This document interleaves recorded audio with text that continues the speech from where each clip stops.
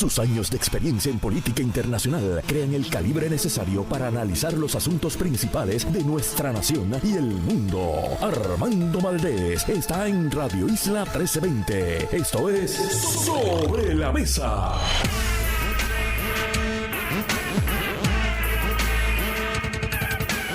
Buenos días, Puerto Rico. Soy Armando Valdés. Usted escucha Sobre la Mesa por Radio Isla 1320. Hoy en Sobre la Mesa estará con nosotros José Yello Ortiz Daliot y Víctor García Saguirosencio. Ellos son nuestros panelistas, analistas políticos hoy, aquí lunes, en Sobre la Mesa. Además de Proyecto Matria, estará la líder feminista Amarilis Pagán y el arquitecto y llamado urbanista, amigo Pedro Cardona Roig, estará con nosotros para hablar sobre temas precisamente de planificación urbana y su correlación con el tema ambiental. Todo eso y por supuesto, como todos los días de lunes a miércoles, café en mano, estará con nosotros Marilu Guzmán para analizar todos los temas de hoy, 13 de junio del 2022. Son las 8:02 de la mañana.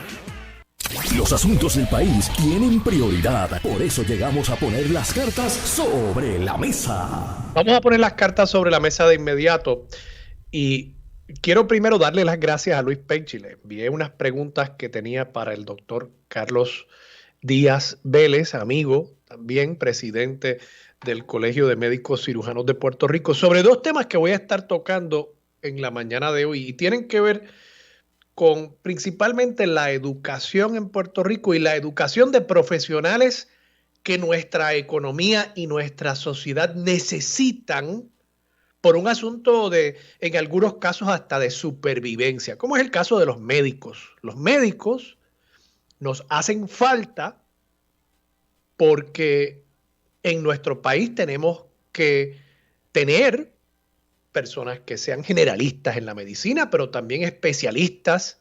La semana pasada hablamos del caso del último residente de neurocirugía en Puerto Rico, el último probablemente por espacio de 10 años, que va ahora a terminar de pulirse en esa subespecialidad en Estados Unidos y promete, dice que va a regresar a Puerto Rico, pero tendría derecho a no hacerlo si se le presentan mejores oportunidades en el exterior. Y sí, es por espacio de 10 años porque el programa de neurocirugía en Puerto Rico perdió acreditación y el tiempo que va a tomar recuperar esa acreditación y luego, si se recupera, comenzar el entrenamiento de otros neurocirujanos aquí en Puerto Rico, se estima que podría en total ser un plazo de unos 10 años hasta que volvamos a ver una persona preparada en Puerto Rico en neurocirugía. Y eso es algo terrible para una isla donde no es que podemos montarnos en un carro fácilmente e ir al próximo estado y allí atendernos con un especialista, ¿no? En Puerto Rico, y lo vemos a menudo, eso requiere montarse en un avión, en muchos casos requiere hacer una colecta, requiere pedirle dinero a los feligreses en la iglesia en la que uno comulga, requiere hacer una página de GoFundMe o a veces hasta recoger peseta a peseta dinero en un semáforo para poder enviar a esa persona a ser atendido por un especialista fuera de Puerto Rico. Así que esto no es poca cosa. Esto no es poca cosa y los neurocirujanos, de paso, quizás uno piensa, bueno, eso tiene que ver con un tumor cerebral o algo por el estilo. Tendrá que ver con eso, pero también tiene que ver con un choque automovilístico donde se requiera de ese especialista para atender el trauma que sufre el cuerpo humano. Así que estamos ante una cosa que es de vida o muerte para todos nosotros, para todos los puertorriqueños. Y traigo el tema porque está relacionado con algo que sucedió la semana pasada con una profesión a la que de paso yo pertenezco, a veces con mucho orgullo, a veces con un poco de vergüenza ante las cosas que veo pasar. Y esa profesión, la abogacía, la semana pasada se entera de que la vara que se estableció hace décadas para decidir quién se convierte en abogado y quién no, la reválida, para la última administración de ese examen, se redujo la puntuación ex post facto, o sea, no se hizo previo a, no es que hubo un examen concienzudo, aunque ahora están tratando de convencernos de que sí lo hubo, no es que hubo un examen concienzudo de la prueba y se determinó que se podía variar la puntuación para admitir una persona a la abogacía. No, es que luego de haber administrado la prueba y luego de haberse colgado el 80% de los estudiantes que tomaron el examen de reválida, la Junta del Tribunal Supremo, que establece las normas en cuanto a la reválida, revisó la puntuación para pasar la reválida y eso hizo posible que 72 estudiantes, 72 aspirantes a abogados que habían recibido una notificación de que no habían pasado, no habían aprobado la reválida, que esas personas, por fiat judicial, un tanto arbitrario, pasaran la reválida. De paso, es el mismo examen que se lleva administrando en Puerto Rico por décadas. Hay unas expresiones hoy del decano de la Escuela de Derecho de la Interamericana, Julio Fontanet, que plantea que han habido unas modificaciones a esa reválida durante los años. Sí, la ha habido. Algunas yo creo que han sido para beneficio de los aspirantes, otras para detrimento de los estudiantes. Por ejemplo, yo fui de la primera clase que tomó la reválida con una computadora, incluso cuando todavía era un plan piloto y la vasta mayoría de los estudiantes tenían miedo a que la computadora se le fuera a congelar. Bueno, para mí el uso de la computadora resultó ser, yo creo, una ventaja, particularmente considerando que mi letra es casi ilegible. Así que han habido cambios como ese. Él plantea que han habido otros cambios, la reducción de días, la eliminación de ciertas secciones de la reválida, que implican que ha cambiado tanto el examen que la puntuación debería ser otra. Y yo quizás puedo estar de acuerdo con ese planteamiento. Mi problema es que esto suceda después de tomar la reválida, después de verle, ya ustedes saben que, al perro. Cuando se colgaron 80% de los estudiantes, de pronto dijeron, bueno, pues hay que cambiar la puntuación. No, pues eso es improvisación. Eso no es un ejercicio, me parece a mí, concienzudo, diseñado para, en efecto, atender esos cambios que ha sufrido la reválida a través de los últimos años. Y traigo el tema de la reválida de derecho cuando empecé hablando de los médicos, porque es que lo mismo, y yo desconocía este dato, lo mismo pasó en mayo de este año, del 2022, con la reválida de diciembre de 2021, ¿sí? Se redujo la puntuación para el examen de reválida de los médicos luego de que se notificara que un número de estudiantes había fracasado en su intento por convertirse en un médico licenciado en Puerto Rico. Y de esa manera, 134 personas que no habían obtenido la puntuación anteriormente requerida recibieron un resultado de aprobación de la reválida médica. 134 médicos. Esto pasó el mes pasado de este año 2022 con la reválida que tomaron estos aspirantes a médicos en diciembre del año 2021. Entonces yo me pregunto, y fíjense, con el caso de los médicos, tenemos un problema de no suficientes médicos y profesionales de la salud en el país, así que quizás hasta se justifica más el uno decir, bueno, de ordinario estas personas no se convertirían en médicos, pero ¿qué vamos a hacer? Necesitamos más médicos. Podemos relajar los criterios un poco para admitir más personas a la profesión médica. Pero ¿qué justificación hay para los abogados si los abogados estamos choretos? Estamos choretos.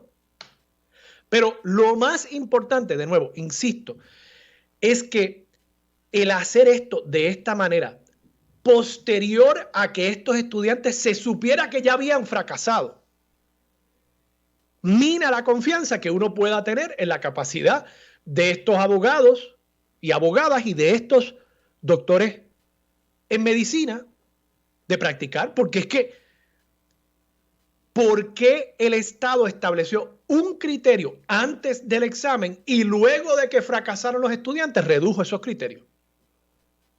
¿Realmente podemos creer entonces que la calidad de estos aspirantes a médicos y aspirantes a abogados es la misma, la calidad de su preparación? Vamos, si estamos de acuerdo en que estos exámenes miden algo, yo creo que estos exámenes no miden absolutamente nada. Y yo insisto, yo quisiera ver que se comparara las estadísticas en cuanto a la puntuación que sacan los médicos y los abogados en los exámenes de reválida y que se vean otras métricas objetivas que puedan establecer cuál es el desempeño de estos profesionales en la profesión. Entiéndase, podríamos ver si hay una incidencia más alta de personas que son desaforadas o sancionadas por el Tribunal Supremo entre las notas más bajas o entre las notas más altas para pasar la reválida.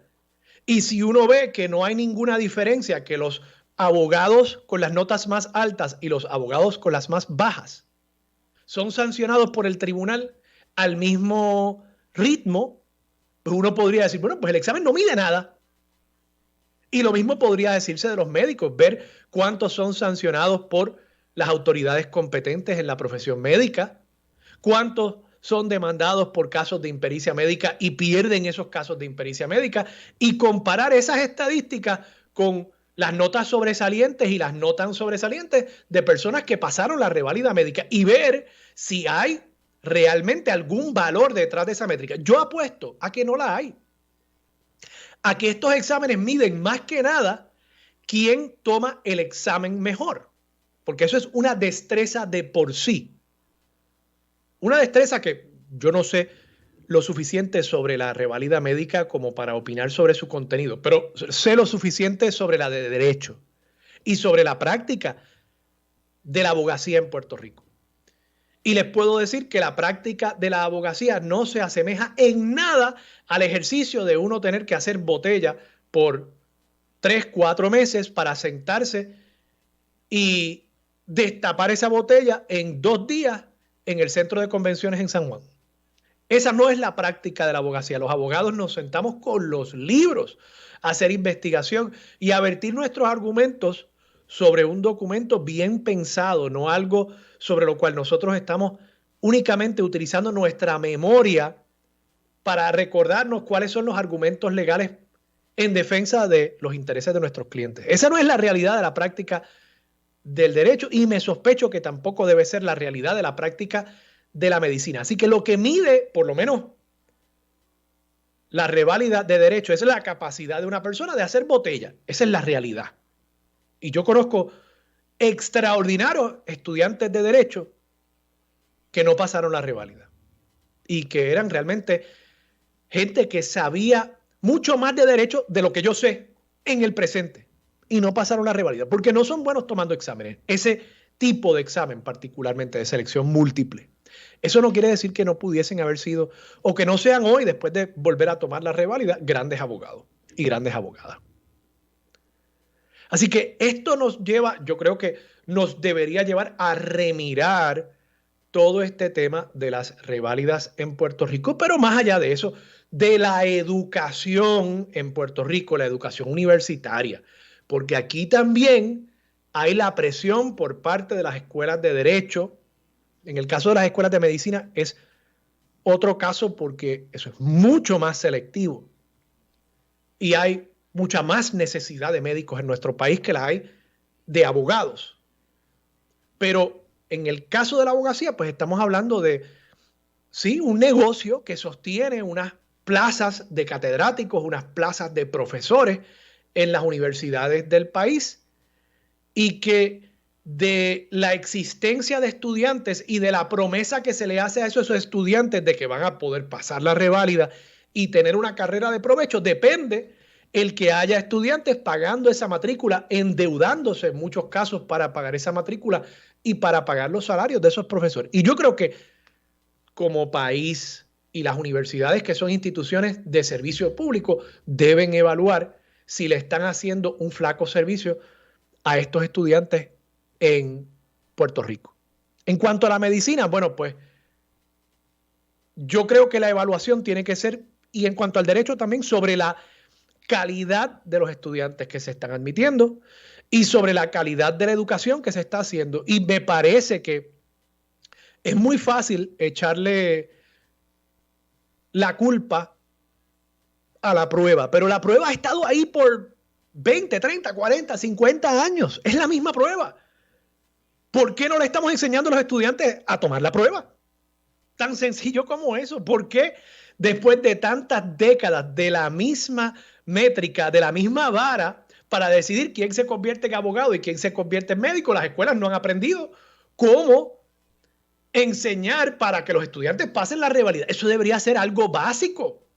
Si al final del día de eso se trata, el que estén estudiando, se trata de que eventualmente puedan practicar, y para practicar tienen que coger la reválida. Bueno, pues han tenido el tiempo. Entonces yo creo que hay, sí, una responsabilidad de las juntas que evalúan estos exámenes de ver si realmente hay algún valor detrás del examen, uno, pero dos, también yo creo que hay una responsabilidad de parte de quienes educan a estos muchachos y muchachas para convertirse en abogados y en médicos en nuestro país.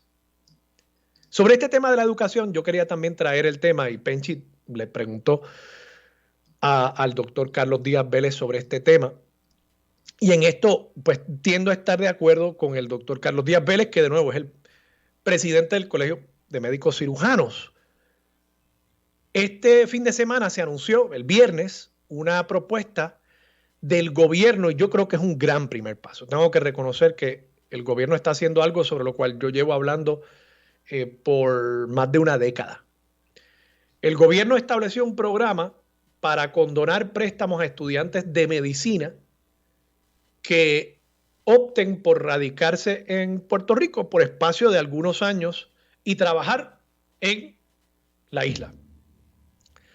El problema que veo con la propuesta, y de nuevo creo que es un gran primer paso, no quiero que esto se entienda como una crítica destructiva, es una crítica constructiva. El problema que veo con esta propuesta es que se limita a unos $100,000, o sea, $25,000 por año de estudio en préstamos que se le condonan a estudiantes de medicina para un total de $100,000. El mismo artículo, por lo menos el que yo leí, periódico El Nuevo Día, sábado, página 4, Marga Párez Arroyo es la periodista, reseña que el promedio del costo de una carrera médica en Puerto Rico es de $160,000 por los 4 años de estudio. Por tanto, estamos dejando al descubierto $60,000 al menos de préstamos estudiantiles que pueden haber tomado estas personas para estudiar medicina.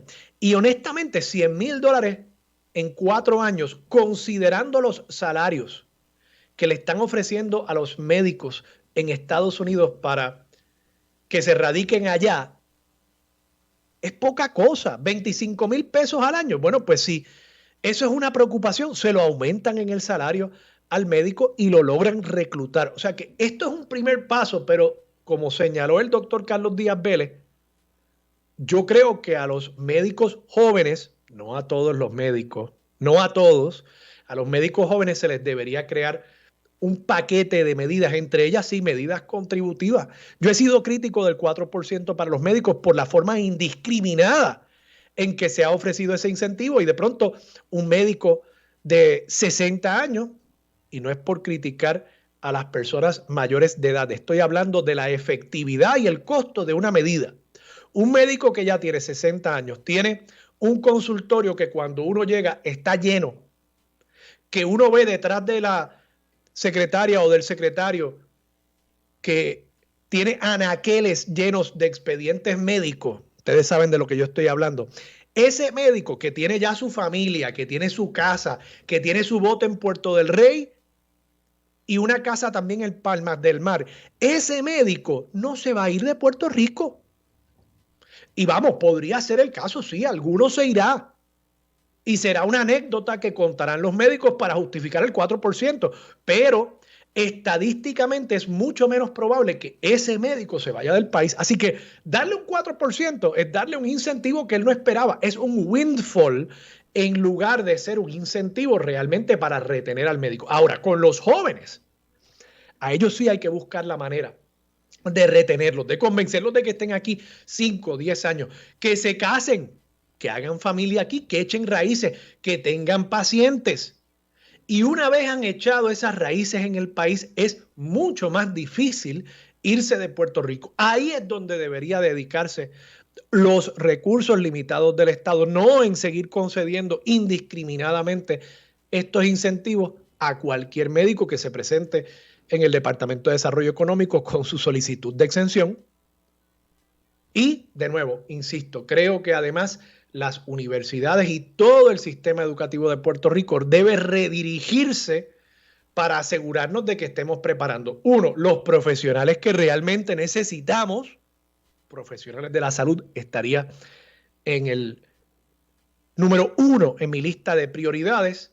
Y segundo, que esos profesionales los estemos preparando de antemano con la mayor excelencia, con la mayor calidad, y no viniendo después que han fracasado una reválida, decir, bueno, ajusté la puntuación del examen, pero no se preocupen, que es que la puntuación anterior era totalmente arbitraria y realmente, aún con esta puntuación más baja, vamos a tener los mejores, la mejor calidad de profesional médico y de profesional del derecho en nuestro país. Mire, eso pues dice poco acerca de los profesionales que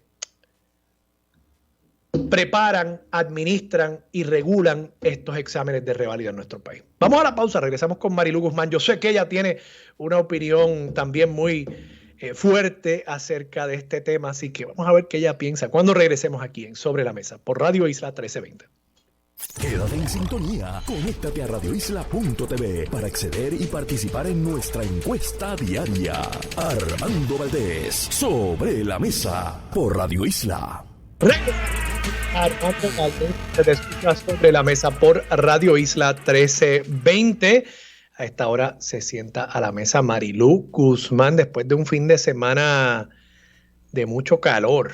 Marilú, buenos días, ¿cómo estás? Buenos días, Armando. Un placer estar contigo un día más. Y saludos a todas las personas que nos escuchan.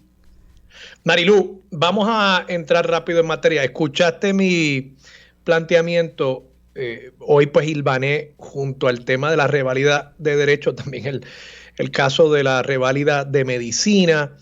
Y traté de hacer un argumento quizás un poco más grande acerca de la educación en nuestro país y la preparación de profesionales y las demandas que nos impone nuestra realidad demográfica, nuestra realidad geográfica en torno a quiénes estamos preparando y cómo los estamos preparando y para qué profesiones los estamos preparando. ¿Qué te parece a ti? Sí, los últimos 5 minutos no los pude escuchar, pero sí escuché prácticamente todo lo que estabas hablando con relación a este asunto de bajar la puntuación para que los estudiantes que toman la reválida ahora en estas últimas 2 reválidas pudieran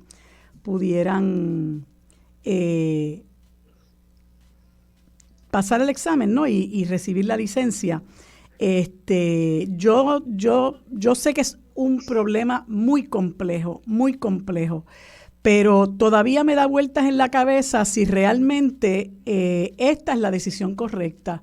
Si es es la línea de menor resistencia, si es una solución fácil para un problema muy complejo, que es lo que parece que se hace aquí en muchas ocasiones, recurrir a una solución fácil para un problema que es muy complejo, un problema que hace mucho tiempo se está diciendo que es complejo, que hay que analizarlo, que hay que evaluarlo, que no se hace. Entonces, cuando caemos en crisis, pasamos 72 personas. A mí me parece, y yo creo que yo recojo el sentir de un gran número de miembros de la comunidad jurídica, que estamos muy molestos con esta decisión. porque yo he sabido de personas que se fajan estudiando, que toman la reválida, que se cuelgan por 4 puntos, que piden reconsideración en el Tribunal Supremo y se les niega. Por 4 puntos, por 5 puntos, por 3 puntos y se les niega. Conozco yo insisto en esto, ¿verdad? Y voy a hablar de mi caso. Yo no pasé de la primera, yo pasé de la segunda. Y yo busqué mi puntuación y con este número al que se bajó, yo habría pasado la reválida de la primera. Entonces, sí. ¿Cómo se justifica el mismo examen? Sí. ¿Cómo se justifica haberme obligado a 4 meses más de estudio? Sí. O sea, ¿cómo se justifica que yo conozco personas que, mira, no la pasaron 6 veces, no son buenos cogiendo examen? ¿Cómo se justifica que esa persona no pueda practicar derecho cuando algunas de las ocasiones en las que tomó el examen habría pasado con esa puntuación nueva ex post facto? Porque si uno dijera, cambiamos el examen y por tanto la puntuación cambia, bueno, pues entonces, y a priori, pero hacerlo después del examen. Sí. ¿Cómo se justifica? Sí. Mira, yo tuve la oportunidad de revisar y tengo, ¿verdad?, que hacer la salvedad de que no pude leerlo en su totalidad porque son 126 páginas la resolución que el Tribunal Supremo publicó sobre esto. Y yo no tengo la menor duda de que las escuelas de derecho pues tienen unos criterios rigurosos de admisión y unos rigurosos unos criterios quizás no tan rigurosos, pero mantienen sus criterios de retención. Y además tengo que reconocer que el claustro de las escuelas de derecho es un claustro excelente. Muy particularmente, y tengo que decirlo así porque me di una vez a la tarea de revisar quién era la facultad, quiénes formaban parte de la facultad de la Escuela de Derecho de la Universidad de Puerto Rico, y te digo que me quedé perpleja. La calidad extraordinaria de los profesores que tiene esa facultad. No conozco mucho la de la Católica. Y la Interamericana tiene una facultad extraordinaria también, comenzando por su decano. Sí, yo soy egresada de ahí y tengo que decir que es una excelente facultad. Y la Católica en Ponce también es una facultad extraordinaria con grandes profesores constitucionalistas y en todas las áreas del derecho. Sí. La de la Católica no la conozco bien, pero sí sé que hay algunos extraordinarios profesores que los conozco porque he tomado seminarios con ellos. Pero como te decía, me parece que es un problema muy, muy, muy complejo al que se le ha dado una solución muy simple.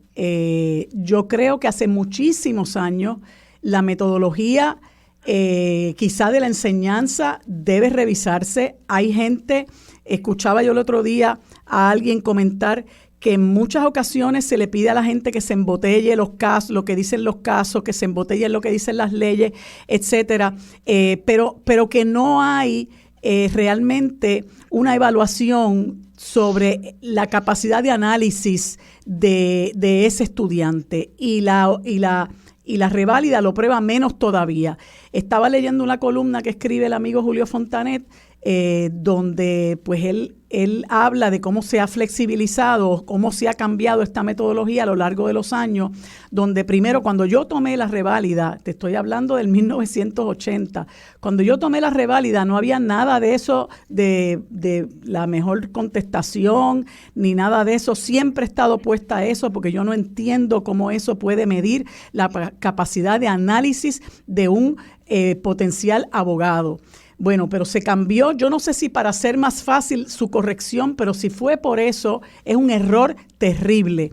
Y creo que el principal problema es cómo se mide esa capacidad de análisis, porque cuando usted va al tribunal, usted tiene que ir a analizar. Cuando usted hace un escrito, usted tiene que analizar, usted tiene que integrar diferentes materias de derecho, usted tiene que meditar sobre lo que incluso usted es creador, porque usted podría plantearle al tribunal por qué una doctrina que está establecida debe cambiar, y el derecho obviamente no es estático y muchas veces cambia por la habilidad, la destreza, la aptitud de juristas que son capaces de darle la vuelta. Mira, esto de, por ejemplo, te doy un ejemplo, el caso de Casella, quien primero planteó que aquí debía haber, por lo menos que yo sepa, que aquí debía haber un veredicto de unanimidad, de culpabilidad en los casos penales, fue Jari Padilla. Y Jari Padilla hizo en sus planteamientos en el caso de Casella un análisis de la Constitución, etcétera, y finalmente en el caso de Ramos versus Luisiana se resolvió lo que decía Jari Padilla hacía un par de años. Pues eso es un jurista capaz de hacer análisis y de buscar la manera de que el derecho cambie, que se atempere a los tiempos, que se dirija a proveer remedios justos. Entonces tú tiras a estos jóvenes que el decano de la facultad de la Católica escribe una columna donde él analiza las condiciones terribles en las cuales los abogados que tomaron la reválida en el 2020 tuvieron que tomarla, porque son los abogados que comenzaron a estudiar a raíz del huracán María, que pasaron por el problema de los terremotos. Hubo algunos de ellos que tuvieron que lidiar con un nuevo Código Civil, que me parece una barbaridad, un Código Civil que cambiaba totalmente el segundo cuerpo de leyes más importante en nuestro país. Varias décadas más tarde, la cambió diametralmente y no le dieron tiempo a esa clase para que se preparara para su próxima reválida. Pero el problema es mucho más profundo. Hace mucho tiempo que esa reválida se debió haber evaluado, esa metodología se debió haber modificado, se debió haber estudiado, y no creo que la solución sea relajar los estándares.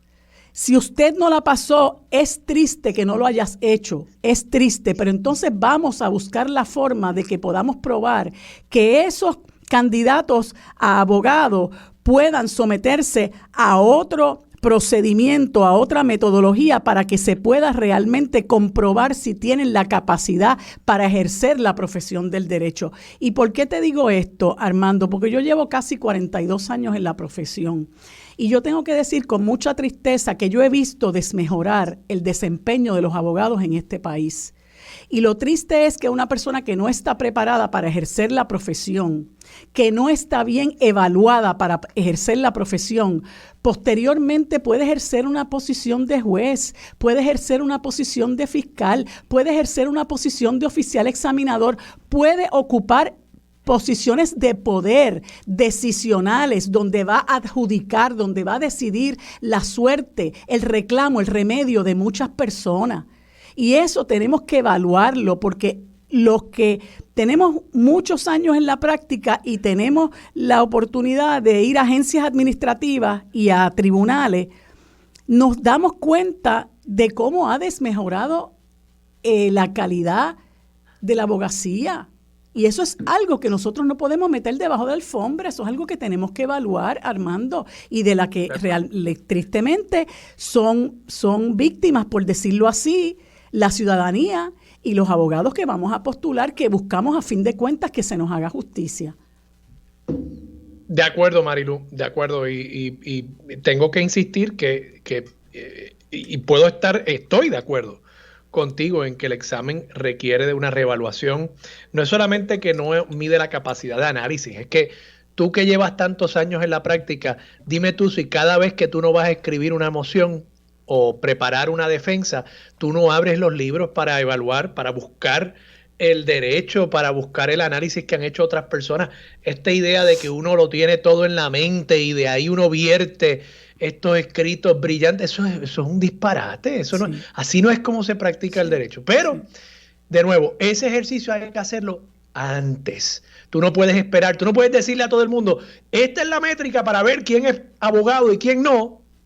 Y después, cuando no te pasan suficientes estudiantes, decir, bueno, pues voy a bajar la vara para que entren más. Eso no puede ser. Un precedente nefasto, Armando, nefasto. De acuerdo.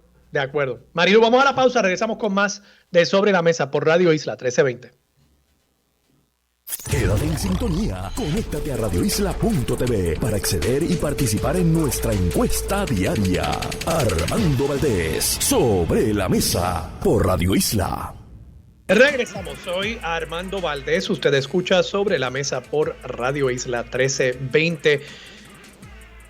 Sigue con nosotros Marilu Guzmán. Marilu, el representante Gabriel Rodríguez Aguiló fue señalado por la directora ejecutiva de la Administración de Servicios Generales, que es la agencia gubernamental que agrupa las compras de todo el gobierno, y ella hizo un señalamiento de que alguien de la oficina del representante había hecho unas gestiones para favorecer a un contratista del gobierno, específicamente, si no me equivoco, creo que un contratista en este campo del asfalto.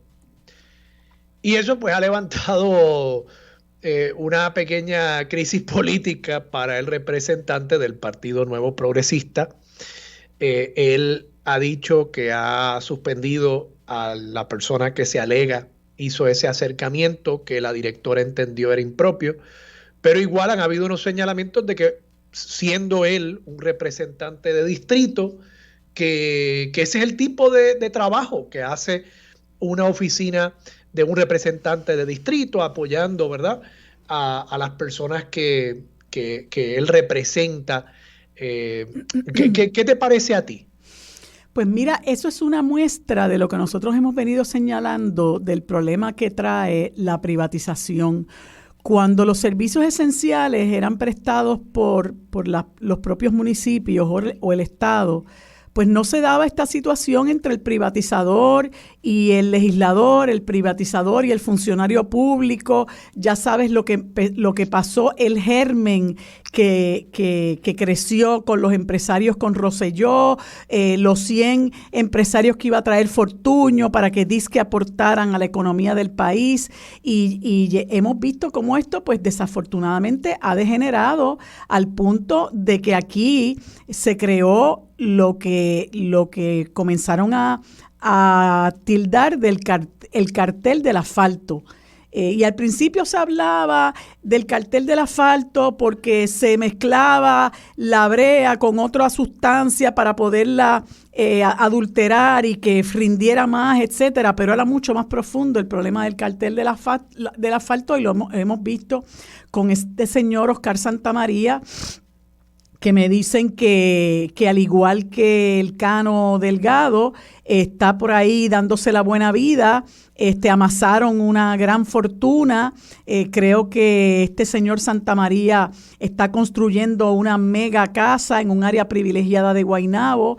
Y todo eso, bueno, a costa de los contratos que le dieron en el gobierno, alcaldes, legisladores también estuvieron involucrados, porque recuerda que él empezó con una oficina de servicios legales, ¿no? Y lo contrataron particularmente legisladores del PNP, entre ellos, según se comenta, Johnny Méndez.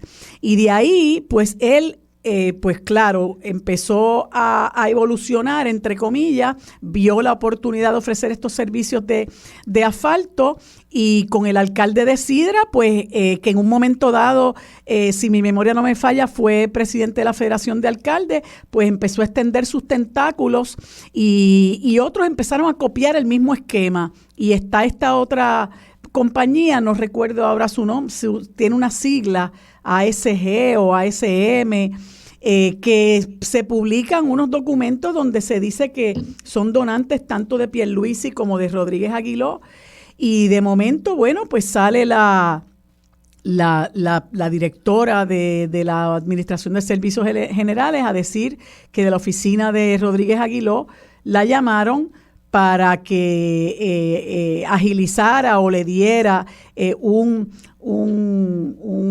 aprobara un contrato que esta compañía estaba solicitando. Luego ella divulga que es un tal Manuel Matos, y ese Manuel Matos aparenta ser también contratista de la oficina, y vemos cómo este problema de la privatización, mediante la cual se sustituye a empleados contratados por el gobierno por estos contratistas que obviamente se agencian esos contratos con politiquería a cambio de devolverle el favor al político que los contrata, pues sin duda ha sido el germen de una grandísima corrupción en este país. Bueno, el representante... Fíjate, Marilu, yo no me...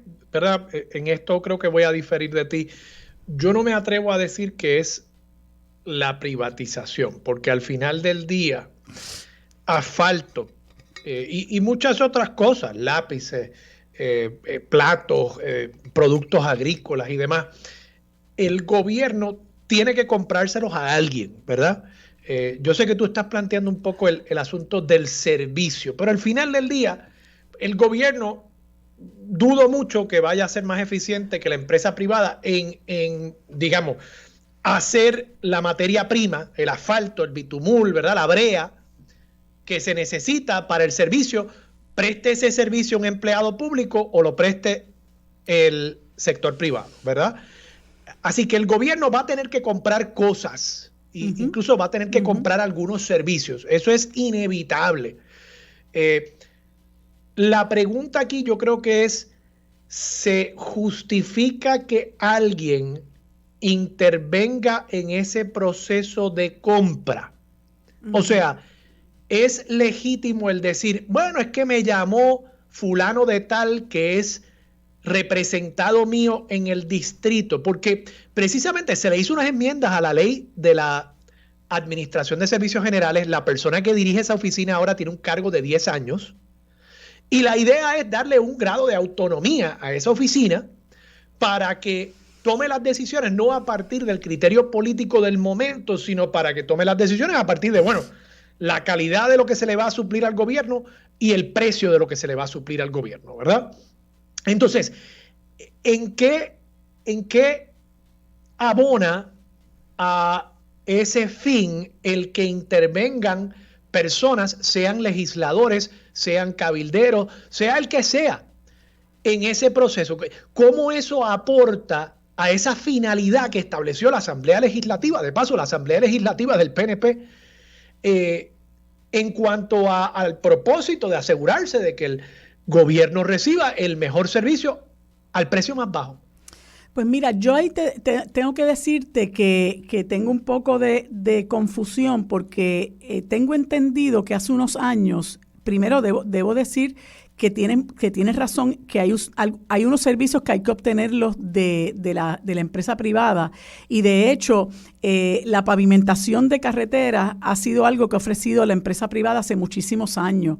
El problema es también la flexibilización de los criterios para escoger a ciertas compañías, y el hecho de que hace unos años, en esto pues quizás tú puedes ser más preciso que yo, se relajaron los criterios para escoger a los proveedores de estos servicios. Y entonces, socolor de que es algo de emergencia, pues, por ejemplo, el asfalto, ofrecer el asfalto, pues no iba a subasta, ¿verdad? Y aparentemente, pues estas personas someten sus propuestas y son escogidas con una facilidad mucho mayor que cuando se sometían a estos procesos de subasta. Ya tú sabes que hasta los procesos de subasta también ¿verdad? Se relajan, porque el propio alcalde, el que era alcalde de Sidra, Javier Carrasquillo, pues se divulgó un audio donde él le dice a la gente de la legislatura municipal: esto lo decidí yo, porque yo sé de esto, y yo sabía que esto no había que llevarlo a subasta. O sea que a todo esto se le busca la vuelta. pues realmente Rodríguez Aguiló es una persona que dice que él ha sido crítico de los procesos ante la Oficina de Administración de Servicios Generales y pues no sé, aparentemente esta persona, yo no estoy diciendo que el representante Rodríguez Aguiló lo hizo, pero no veo cómo este señor va a actuar espontáneamente por su propia cuenta y recurre a ver cómo en la Oficina de Servicios Generales puede lograr que beneficiar a esta persona, pero claro, la Oficina de Servicios Generales tiene que estar regida por unos estándares, ¿no? Que no puede obedecer a llamadas de empleados o contratistas de ninguna oficina. Sí, de acuerdo. Y por eso me pregunto si esas llamadas deberían hasta prohibirse. En el caso de la ASG, incluso no sé si se prohíben, porque es que, ¿qué añade? Si es un proceso de subasta, ¿qué añade la llamada del legislador? Por eso.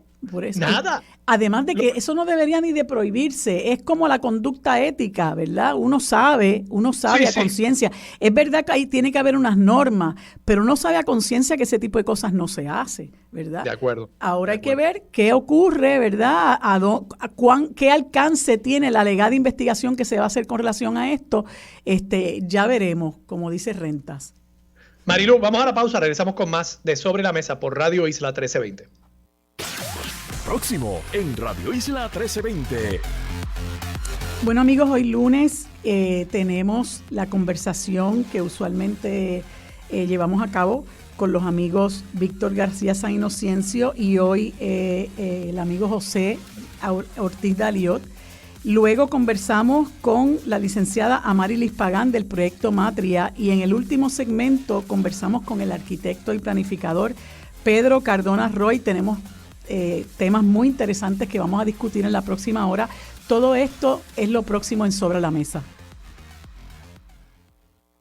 Los asuntos de toda una nación están sobre la mesa. Seguimos con el análisis y discusión en Radio Isla 1320. Armando Valdés, esto es Sobre la Mesa. Bueno amigos, como les informé, y todos los lunes tenemos el placer de conversar con el ex representante del Partido Independentista Puertorriqueño, Víctor García San Inocencio, y hoy está con nosotros el amigo José Ortiz Daliot, ex senador del Partido Popular Democrático, a quienes les doy los buenos días. ¿Cómo están? Muy buenos días, saludos Marilu, saludos. Hoy le voy a decir Yello al ex senador Ortiz Daliot. Un abrazo muy fuerte a ambos y a toda la radioaudiencia. Un abrazo, Víctor, y un abrazo a ti, María de Lourdes. Muchas gracias por tenerme esta mañana con ustedes. Cómo no, para mí es una alegría grande poderlos tener. Bueno, hoy tengo en primera instancia un tema que ustedes como ex legisladores entiendo que tienen mucho que aportar, porque fueron legisladores hace unos cuantos años y pueden ilustrar a la audiencia de cómo la situación ha cambiado y ha cambiado a mi juicio para mal. Esto tiene que ver con, como dice el amigo Néstor Duprey, la contratología, cómo se ha abandonado el reclutar personas al servicio público como empleados para empezar a dar contratos, amigos, parientes y dolientes para beneficiar pues al amigo, al vecino, al sobrino, al que pone pasquines, al que aporta las campañas. Y vemos cómo eso, ¿verdad?, ha maleado el servicio público y los problemas que se han desatado a raíz de cómo, ¿verdad?, ha abundado esta contratología, muy particularmente asesoría, servicios legales, etcétera.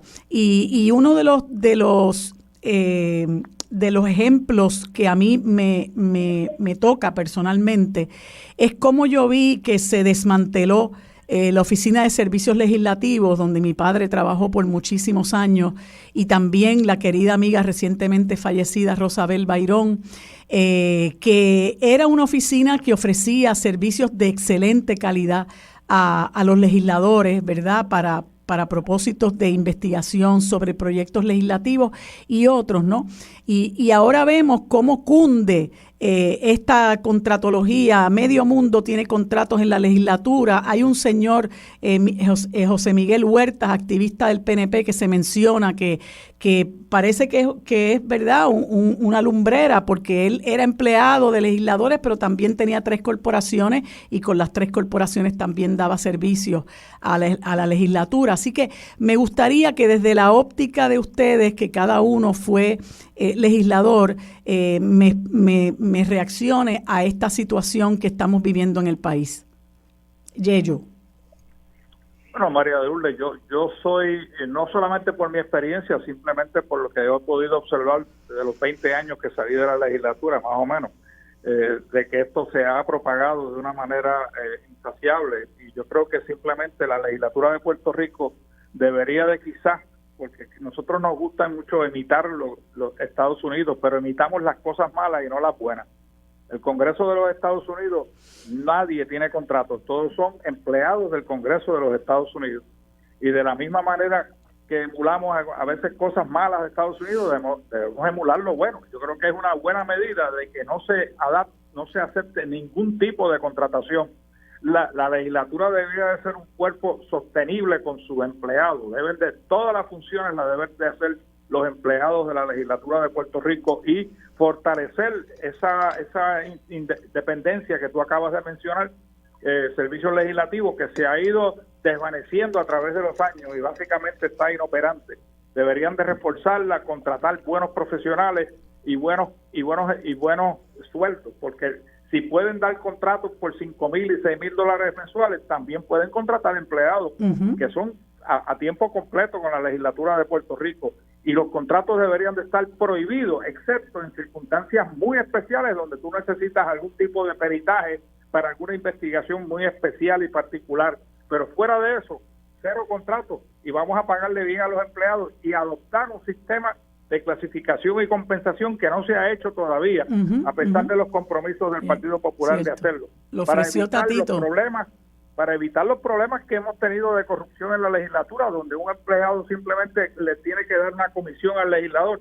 Eso no sería posible el legislador ahora tiene plena libertad para asignar sueldos a los legisladores, a los empleados de su oficina, y eso no debería de hacer. Las secretarias deberían de ganar la misma cantidad, los abogados la misma cantidad, y tener una clasificación uniforme para todos los empleados de la legislatura de Puerto Rico. Víctor, me gustaría escuchar tu reacción a ese tema. Víctor. ¿Se nos fue Víctor? Desde que empecé como legislador en el año 1997, eso van a ser 25 años, propuse lo que Yeyo plantea con toda razón. Es una gran anomalía que el legislador asigne la compensación del asesorado. Eso es fuente de mucho conflicto, de mucho problema, que gracias a Dios yo no tuve, porque naturalmente la selección a base del mérito y de la competencia era la regla en mi oficina. Es decir, a nadie se empleaba como premio político, ni mucho menos porque fuese o no de la simpatía de uno. Así que ese primer mal ha estado ahí, sigue ahí y seguirá produciendo mecanismos como el mecanismo ratonil de repartirse presupuesto de la oficina para pagar salarios y luego recibir kickbacks. Y eso ha sucedido por años de años. Pocos casos se descubren. Lo segundo, un plan de clasificación. Lo reclamé tan temprano como enero de 1997. Y tú sabes lo que tuve que hacer. Crear unas categorías de clasificación en mi oficina y de compensación. Quizá por eso era el único legislador en aquel tiempo en la Cámara que generaba sobrante y devolvía una tercera parte del presupuesto que se me asignaba. para asombro de los demás, son nociones mínimas de administración de personal, de manejo del dinero público que no es propio, es ajeno, que ciertamente pues generaban situaciones importantes. Una de ellas es que la gente sabía que entraba con un salario máximo, que no iba a tener aumento en el cuatrienio, y lo hacían con devoción y espíritu de servicio. Lamentablemente eso no es la norma allí. Era hasta cierto punto,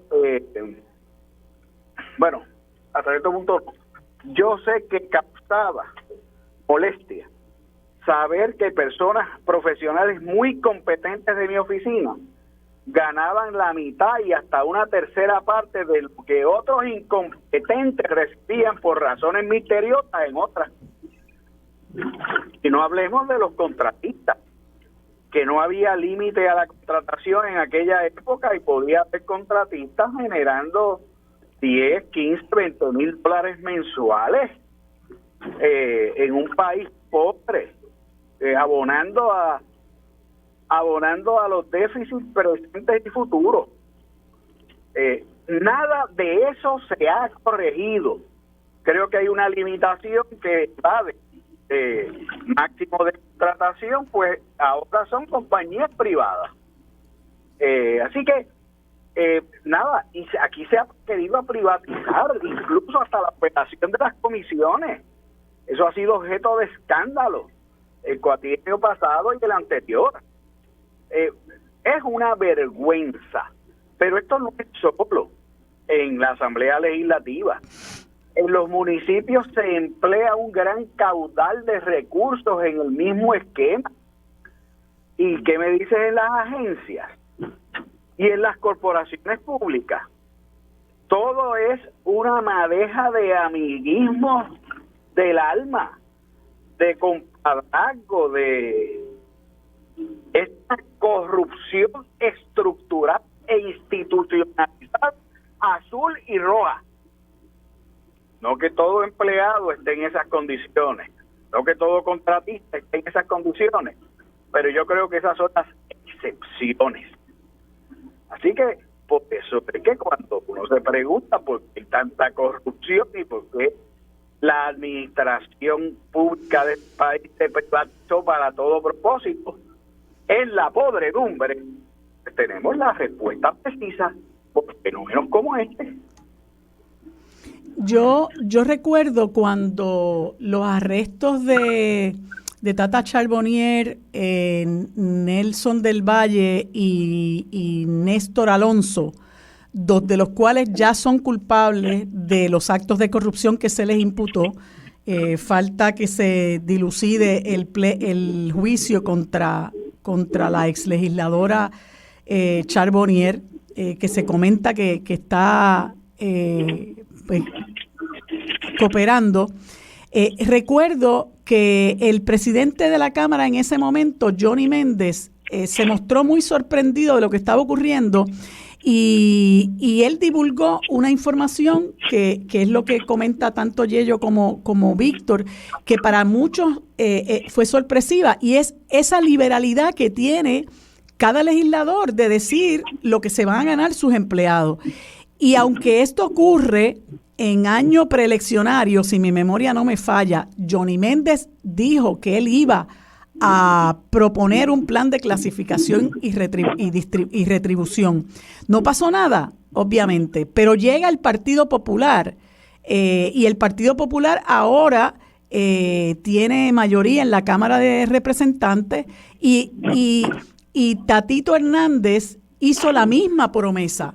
Llevan año y medio y no han hecho absolutamente nada y resulta que sigue la misma situación, lo que obviamente tiene que llevar a pensar al país que tanto uno como el otro hacen exactamente lo mismo, no quieren cambiar las reglas de juego, no quieren cambiar las reglas para garantizar esa transparencia e indudablemente están recurriendo a los mismos, ¿verdad? Los mismos procedimientos que se supone que ofrecieron que iban a cambiar. y pues deben estar recurriendo a las mismas contrataciones para beneficiar de nuevo a los mismos individuos a los que se quiere beneficiar siempre, bueno, por las razones que sea, porque es mi amigo, porque aporta, etcétera.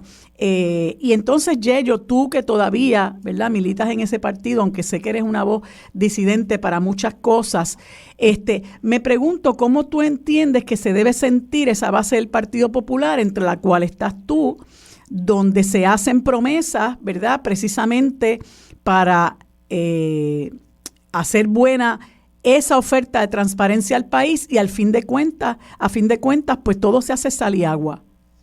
Bueno, obviamente uno se siente decepcionado porque uno, lo que yo te acabo de decir en este programa sobre la no contratación y el sistema de clasificación y compensación, lo vengo diciendo hace años, ¿no? Esto no es nuevo, y yo creo que a base de esas críticas y de los problemas que han habido en la Cámara y en el Senado con relación a la contratación y a los esquemas de corrupción que tú acabas de explicar de estas 3 legisladores del PNP en la Cámara de Representantes, que son los más recientes, han habido unos compromisos públicos de reformas, particularmente en lo de la clasificación y la compensación, para que sea uniforme en todas las oficinas del Senado y de la Cámara de Representantes, y simplemente no se ha hecho. Y esto obviamente lo que hace es que alimenta la posibilidad de que surjan más casos de corrupción en un futuro inmediato.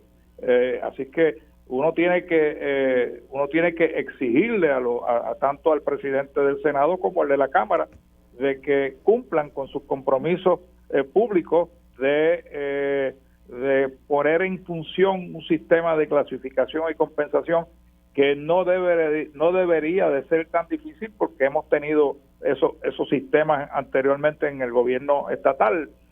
Así que uno tiene que volver a insistir con Tatito y con José Luis Dalmau de que el pueblo en realidad necesita no solamente que se verbalicen los compromisos, sino que se ponga acción para que se cumplan con los compromisos y la transparencia que el pueblo necesita en la legislatura de Puerto Rico.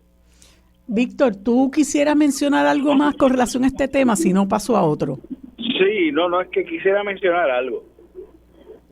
Mira, yo te voy a decir qué es lo que va a pasar en el mejor escenario de lo posible dentro de la preventa gigantesca del presupuesto legislativo que controlan 2 presidentes cameros.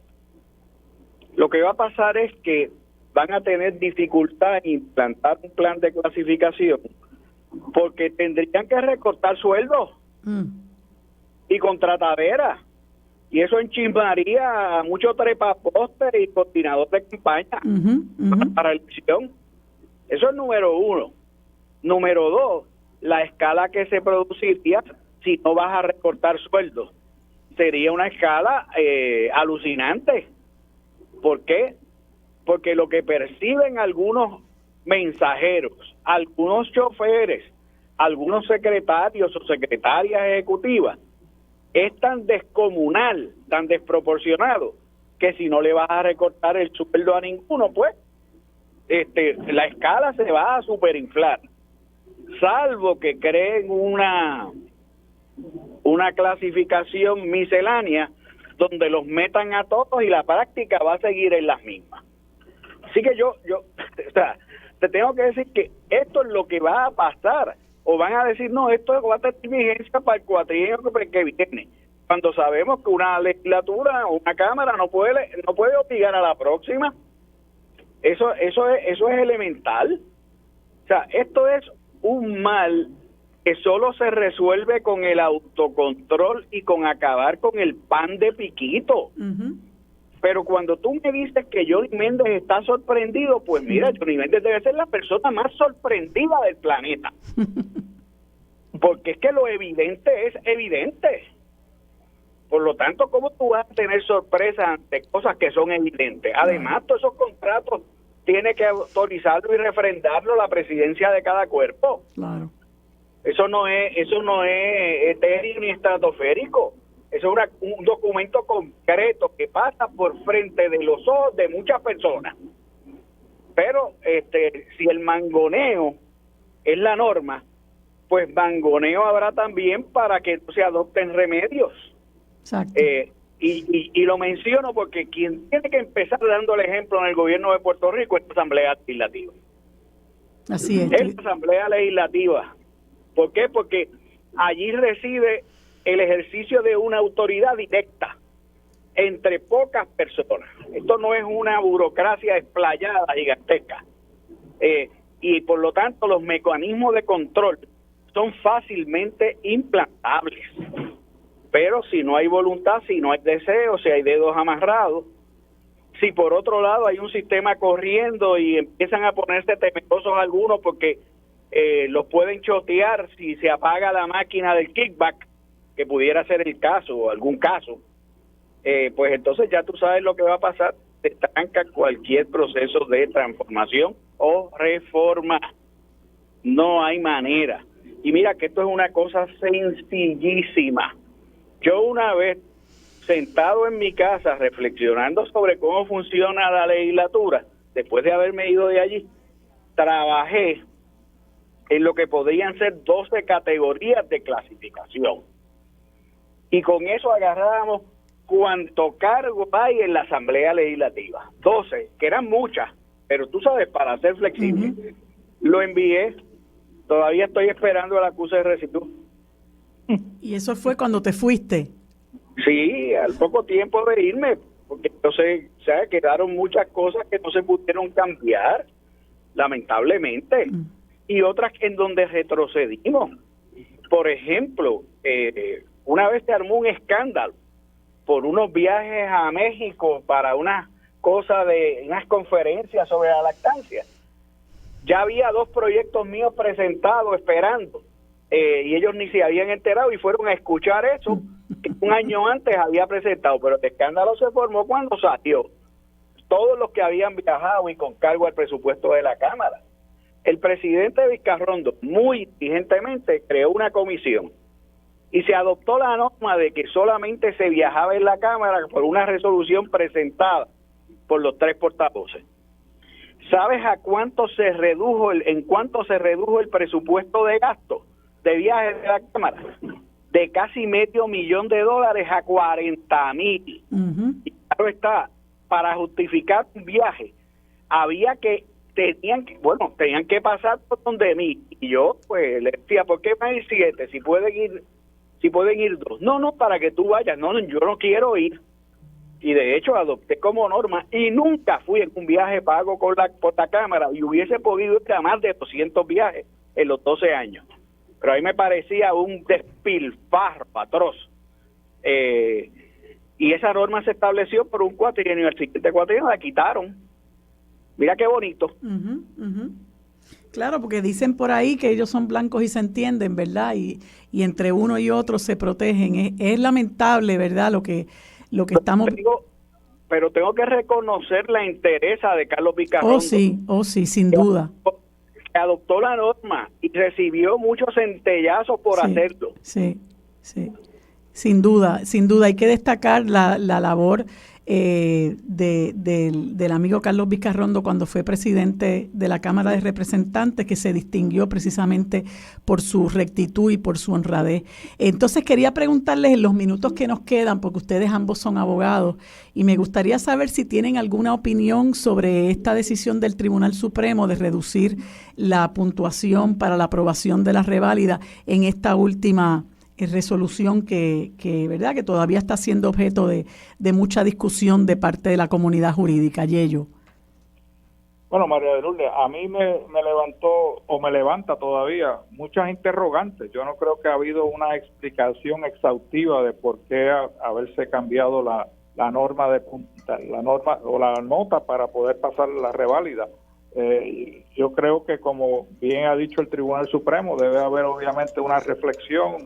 Ellos han hecho un estudio, etcétera, pero debería haber sido prospectivamente, haberla hecho retroactivamente, como que levanta interrogantes en el pueblo que no entienden en realidad por qué se está haciendo esto.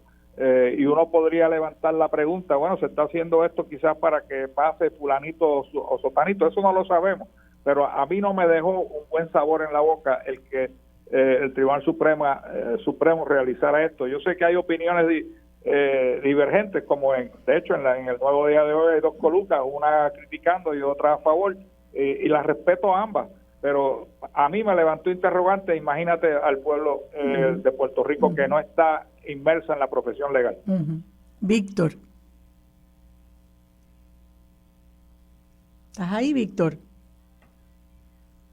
Estoy aquí. Sí. Tú sabes que yo enseño en una escuela de Derecho. Sí.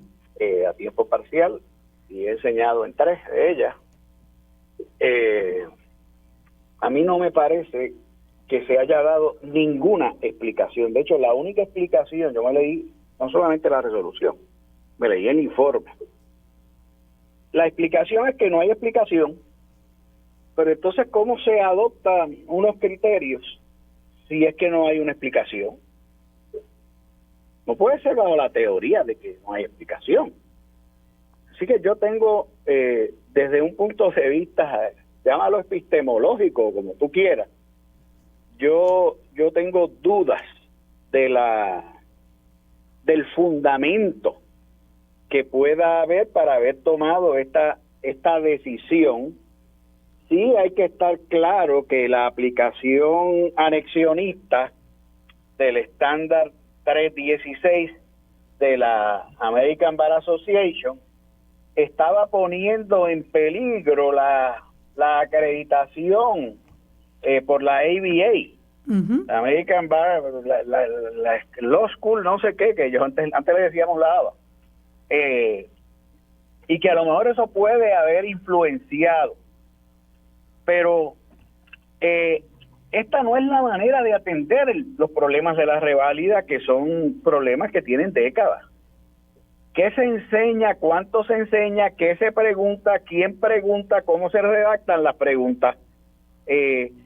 ¿Cómo se maneja esto? ¿Cuán relevante es a la vida de Puerto Rico?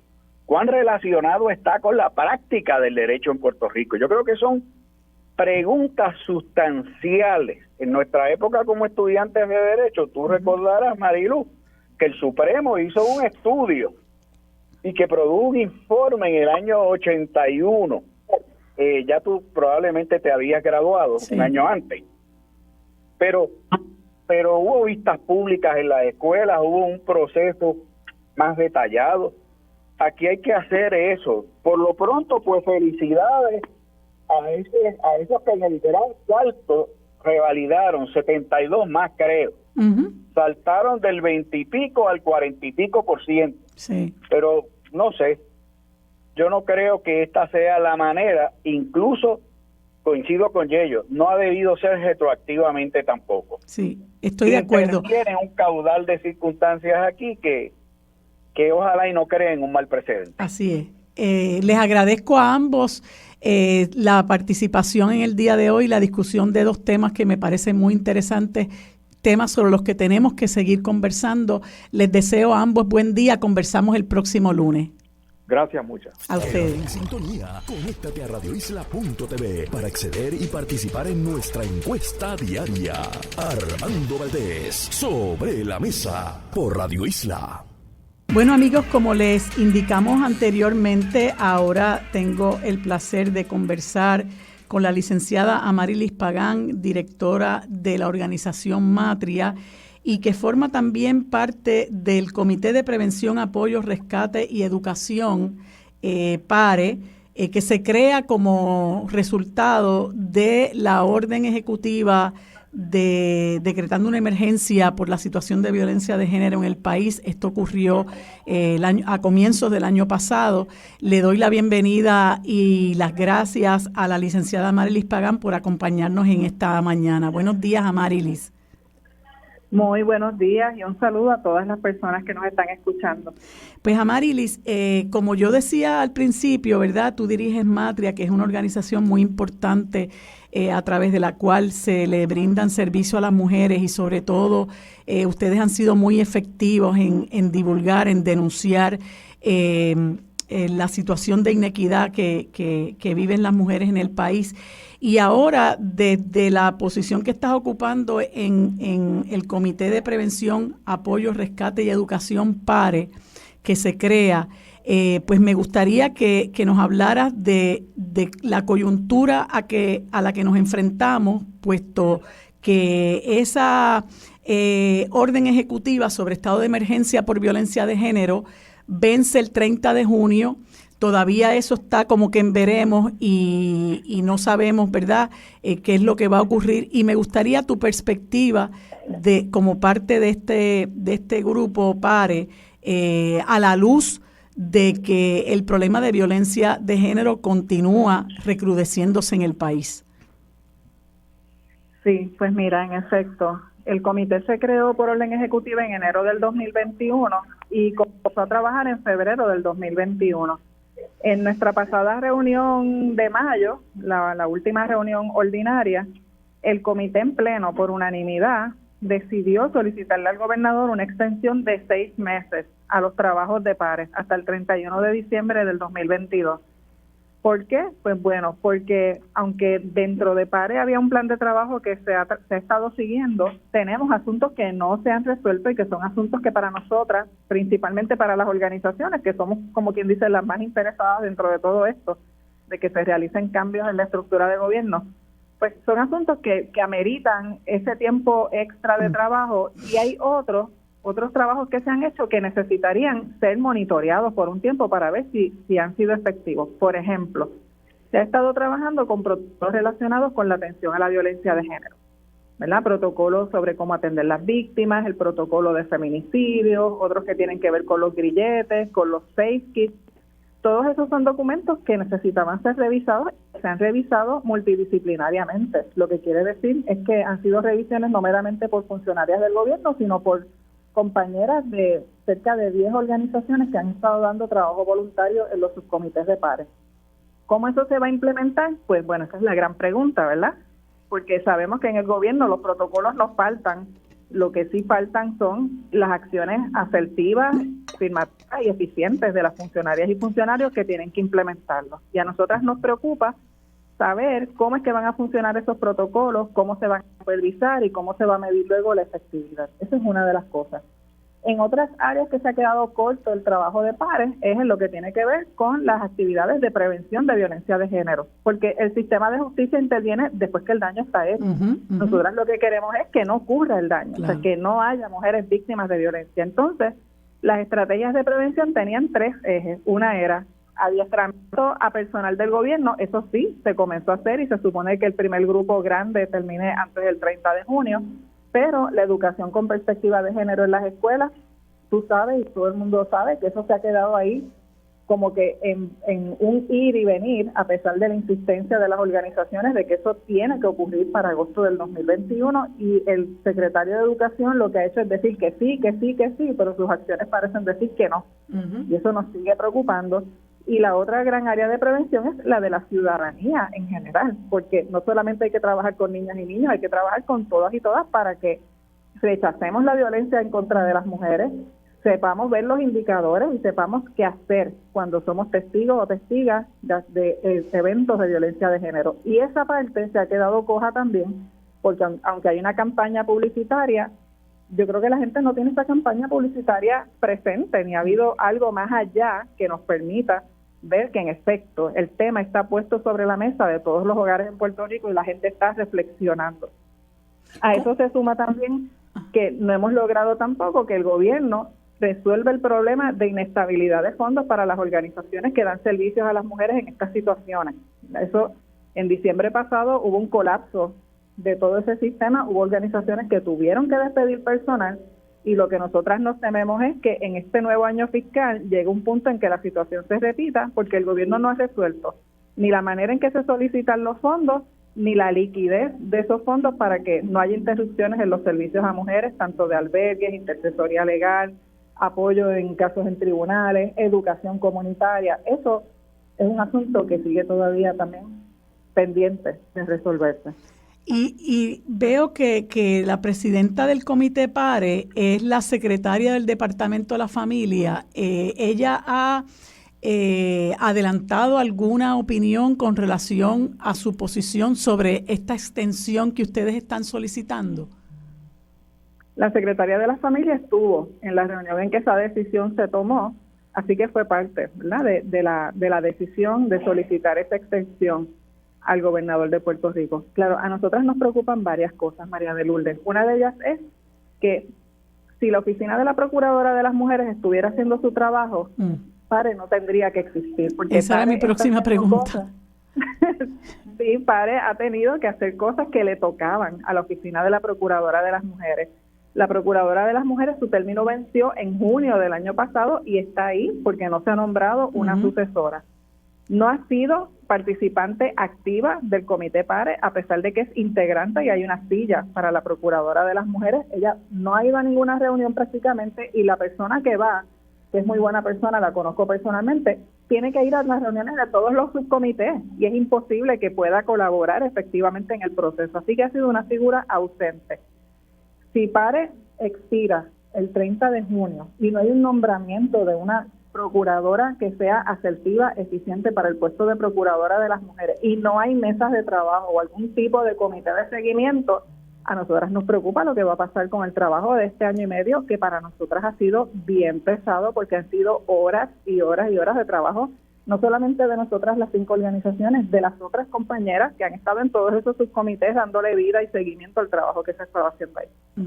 A mí me preocupa otra cosa, y la mencionaste así incidentalmente, y es la situación que se ha dado con esa promesa de que en efecto iba a haber un currículo de perspectiva de género a partir de agosto del 2022, y eso como que también se ha hecho sal y agua luego de, no sé, unas conversaciones del secretario de Estado con la senadora Joan Rodríguez Bebe, y yo entiendo que es urgente que se implante ese currículo. ¿Cuál es la situación ahora mismo sobre ese asunto? Bueno, alegadamente, ese currículo se ha seguido trabajando porque el Departamento de Educación está en plena revisión curricular. Esto era algo que iba a ocurrir, esa revisión curricular con o sin PARE. Es algo independiente. Y el acuerdo que se había hecho era que cuando se hiciera la revisión curricular, se iba a revisar insertando una perspectiva de género en todas las materias. Eso para nosotras sería súper satisfactorio, ¿verdad? Porque eso es lo que hemos pedido. No es que haya una clase de perspectiva de género, como dicen estos grupos conservadores, ¿verdad? O una clase de feminismo. Es que todas las materias tengan esa perspectiva de género. Supuestamente eso es lo que está ocurriendo, eso es lo que nos han dicho. El problema que tenemos con eso es que cuando tenemos conversaciones con personal del Departamento de Educación, notamos que no hay una comprensión teórica de lo que es la perspectiva de género, y que inclusive caen en el discurso precisamente del sector conservador, casi de decir, no, todos los derechos para todas las personas. Es que no es meramente decir todos los derechos para todas las personas, eso nosotros lo decimos también. Es reconocer que dependiendo de si tú eres mujer, o eres una persona LGBT, o eres una persona racializada, o eres una persona con discapacidad, tus derechos se expresan de manera distinta y el Estado tiene que hacer ajustes diferentes para que tú tengas acceso a tus derechos humanos. Y esa comprensión parece no estar en el personal del Departamento de Educación, y por eso nosotras hemos estado siguiendo este trabajo de cerca. El Subcomité de Educación con Perspectiva de Género de PARE educó a las personas que le dio talleres gratuitos. Imagínate, el gobierno aquí paga miles de dólares a cualquier consultor. Estas mujeres, profesoras y activistas, gratuitamente adiestraron a la gente que está haciendo la revisión curricular, pero no nos han mantenido al tanto del proceso, algo que es también una falta a los acuerdos tomados por el secretario de Educación con PARE desde abril pasado. En abril él se comprometió a mantener informes periódicos a PARE sobre el progreso de todo esto en el Departamento de Educación. Todavía estamos esperando los informes. Pues la verdad que es triste, porque es una orden ejecutiva que vence ya dentro de cerca de 2 semanas. Y ustedes tienen mucho trabajo por delante. Tampoco el gobernador, me imagino, que ha adelantado posición sobre esto. No ha adelantado una posición sobre esto.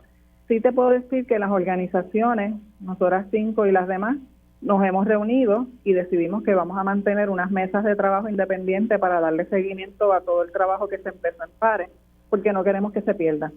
Y sabemos que es algo que nos va a costar en términos de recursos y de cansancio, porque todo esto es trabajo extra que tenemos en nuestras organizaciones, pero tenemos ese compromiso de organizarnos en mesas de trabajo y dar seguimiento, y es algo que ya para el 30 de junio deberíamos estar en posición de anunciar formalmente qué es lo que vamos a estar haciendo las organizaciones a partir de esa fecha, para cerciorarnos que con o sin orden ejecutiva sobre estado de emergencia, las mujeres del país puedan tener sus servicios, ¿verdad? Y podamos trabajar un proceso de prevención que para nosotras es de lo más importante que tendríamos que estar trabajando en este momento. Pues gracias a Marilis por tu disponibilidad para conversar conmigo sobre este tema tan importante. Vamos a darle seguimiento porque nos parece que es un tema medular para lograr la paz en nuestra sociedad. Te deseo mucho éxito y espero que podamos conversar pronto. Gracias. Claro que sí, un abrazo. Hasta luego. Hasta luego.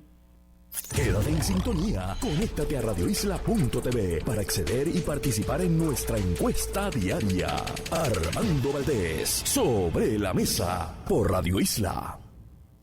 Bueno amigos, en este último segmento tengo la oportunidad y el gusto de conversar con el amigo Pedro Cardona Roy, ex vicepresidente de la Junta de Planificación, planificador y arquitecto, y que tiene el programa El Urbanista todos los jueves a las 7 por internet. Saludo con mucho cariño a Pedro. ¿Cómo estás, Pedro? Buenos días, María de Lourdes, y buenos días a los radioescuchas. Un placer estar contigo en la mañana de hoy. Igualmente, gracias por acompañarnos. Pedro, tú sabes que se han venido dando estas actividades de rescate de las playas, bueno, porque se ha descubierto por activistas en pro de la defensa del ambiente y los recursos naturales que hay personas particulares que se han apropiado de terrenos de dominio público y del acceso, y han privatizado el acceso a las playas, que como todo el mundo sabe son terrenos de dominio público. Y recientemente, el sábado 11, se dio una actividad para la defensa de Las Palmas, una playa en Manatí. Tú fuiste una de las personas que promoviste el evento y quisiera que nos dejes saber qué ocurrió, qué está ocurriendo y qué ocurrió el sábado con motivo de esta actividad. Mira, yo creo que en todo Puerto Rico hemos estado viendo cómo ciudadanos se organizan para reclamar lo que son los bienes de dominio público, el acceso a las playas y las costas y el cumplimiento en última instancia con las leyes y reglamentos que aplican. En el caso de Manatí, en la playa, el sector de la playa Las Palmas, vimos la semana pasada cómo un individuo estaba depositando tosca y material de relleno y escombros al lado de la arena, en un área que es parte de los bienes de dominio público. Había además cercado parte de ese terreno, y debo aclarar, parte de ese terreno es totalmente arena, o sea, es parte de la playa, no solamente parte de los bienes de dominio público, es playa. Y allí estaban depositando este material y habían puesto una verja de alambre eslabonado como si aquello fuera suyo, igual o parecido a lo que sucedió en Jauca y en Joyuda. Y son cosas donde la ciudadanía, al ver esto, se activa, se convoca, se organiza una actividad de reclamo el sábado, y el sábado fue un grupo de personas a reclamar esto. Allí lo que vimos el sábado fue algo que era alarmante, porque hay rótulos que estas personas han estado ubicando en distintos lugares donde dice se prohíbe el acceso, si usted pasa de aquí, usted tiene que tener una banda que lo identifique. Se citan artículos del Código Civil, pero artículos que no tienen nada que ver con esos asuntos. O sea, estas personas se han estado inventando un código personal sobre cómo es que la ciudadanía se debe comportar dentro de su propiedad. pasando por alto lo que se exige, ¿verdad? De que usted tiene que proveer un acceso peatonal cada 400 metros, un acceso vehicular cada 800 metros. Todas esas cosas ellos han decidido que no les aplican y que son otras las reglas. Este individuo recibe a surfers y a familias que están tratando de llegar a la playa armado, y ha puesto también unas especies de barreras que impiden el paso de bicicletas, el paso de neveritas, que son como unos tubos que pone para que no quepan neveritas y otras cosas en la ruta hacia la playa. Así que todo esto se identificó, se documentó y lo vamos a estar presentando en los próximos días.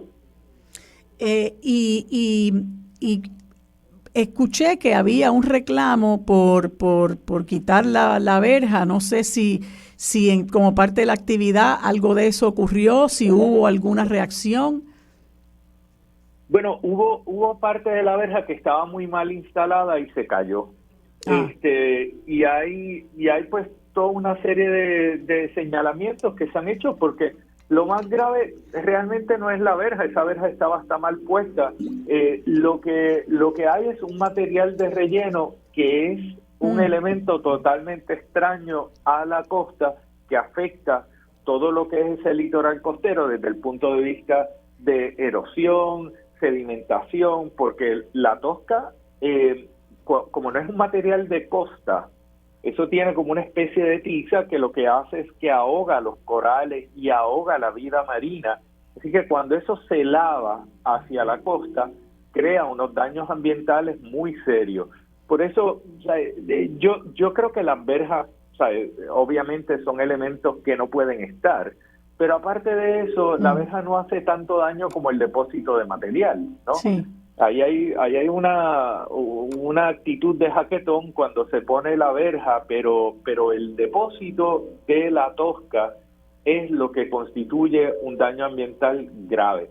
Por allí hay yacimientos arqueológicos, han estado pasando camiones pesados por encima de estos yacimientos arqueológicos para depositar este material de relleno, y se suma esto a lo que hemos estado viendo también en Mar Chiquita, que es al otro extremo, al extremo este de esta finca, donde el municipio ha estado entrando en una transacción para la adquisición de esos terrenos, y ahí también hay un asunto grave, y la legisladora Estade lo ha estado señalando por las pasadas semanas en la legislatura municipal de Manatí, porque el precio que se acordó de compra de esa propiedad es un precio exageradísimo.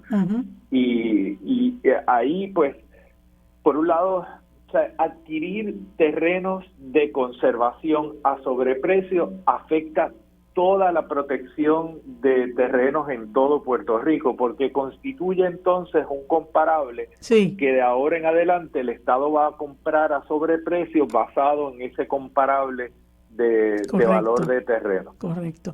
¿Y cuál es la posición, si la sabe? Yo leí algo que publicó la secretaria interina del Departamento de Recursos Naturales, que parece que el gobierno del